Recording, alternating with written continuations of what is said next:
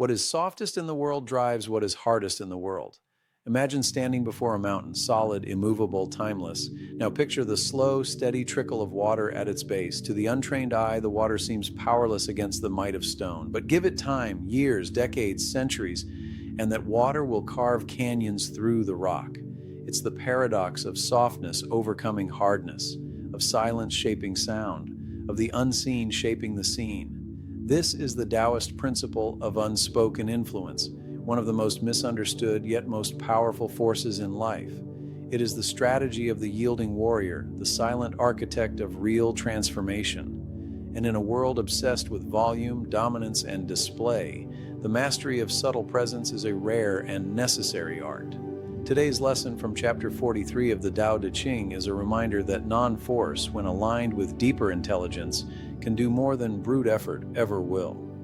Chapter 43 of the Tao Te Ching. What is softest in the world drives what is hardest in the world. Non-being enters where there is no room. That is how we know non-contrivance enhances. Unspoken guidance and uncontrived enhancement are reached by few in the world. Influence doesn't require noise. True power is not about overpowering.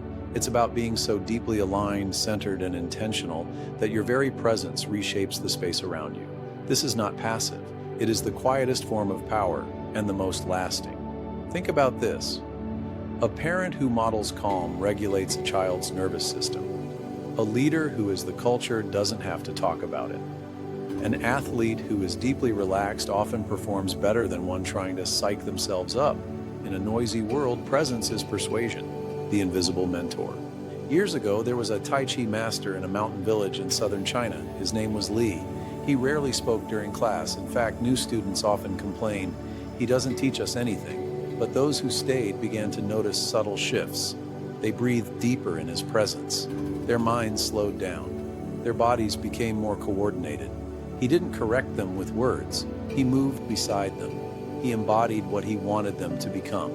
And slowly, his students changed, without ever being told what to do. This is unspoken guidance. This is embodied strategy. This is chapter 43, Alive, the art of non-contrivance. Let's break down this principle. Non-being enters where there is no room. In Taoism, non-being doesn't mean nothingness. It means the space between things, the silence between words, the pause before action, the calm beneath emotion. This is where all real influence begins. The leader who doesn't jump to respond, but listens fully. The athlete who isn't forcing the play, but reading the field. The parent who doesn't shout, but makes their expectations clear through presence. Non-contrivance is not laziness, it's intelligence. It's knowing when not to act. As Bruce Lee famously said, "Be like water." Water doesn't struggle with rock. It surrounds it, flows over it, and eventually reshapes it. Unspoken guidance and uncontrived enhancement are reached by few. This is the mastery point. Few reach it because it requires deep self-regulation, self-awareness, and trust in the process. Let's take this from the philosophical to the practical. Here's how you can begin to embody this lesson. 1. Practice silent presence. Before your next important conversation, performance, or meeting, take 3 full breaths. Remind yourself, I don't need to prove anything. Just show up with presence. You'll notice people listen differently. They feel something deeper than words. 2. Lead with energy, not force. Not. In moments of tension, don't rush to fix the situation. Pause, ground yourself, let your presence do the talking. When your nervous system is calm, others begin to co-regulate. This is unspoken influence. 3. Let go of over-explaining. If you find yourself trying to convince others too much, check in. Are you aligned in your own behavior? Are you trying to force a result instead of modeling the outcome? Let your way of being speak louder than your words. At a university basketball program, the head coach was fiery and loud. He motivated with intensity, but behind him stood Coach Raymond, the assistant. Raymond rarely raised his voice. He watched, he nodded. He gave one sentence at the right moment. Years later, players didn't remember most of what the head coach said, but they remembered what Coach Raymond embodied: calm under pressure, precision in presence, quiet, steady support. One player said, "He didn't coach me with words, he coached me with his eyes." That's the Tao. That's chapter 43. That's soft power. Performance plus yielding is the Tao of action. Here's a strategy you can apply this week: the 3-minute influence reset. Once a day, take 3 minutes to 1. Become still, physically and mentally. 2. Tune into your breath, not to change it, but to feel it. 3. Visualize a challenge. Then see yourself responding with calm instead of control. This will shift your nervous system from reaction to presence, and you'll begin to see situations bend just slightly in your favor. Because when you stop pushing, you start guiding.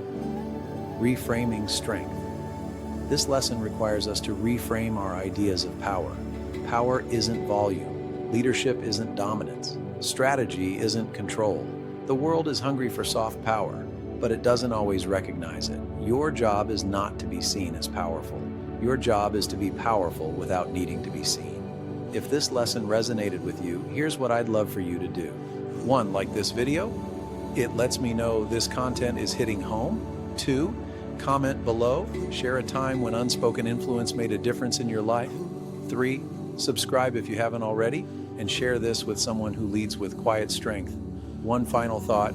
Chapter 43 is a call to return to your center, to stop pushing, to start listening, to realize that what is softest in the world drives what is hardest, and that real change begins not with shouting, but with stillness. The yielding warrior leads with energy, not ego, and in that yielding lies the ultimate power. Let that be your practice this week.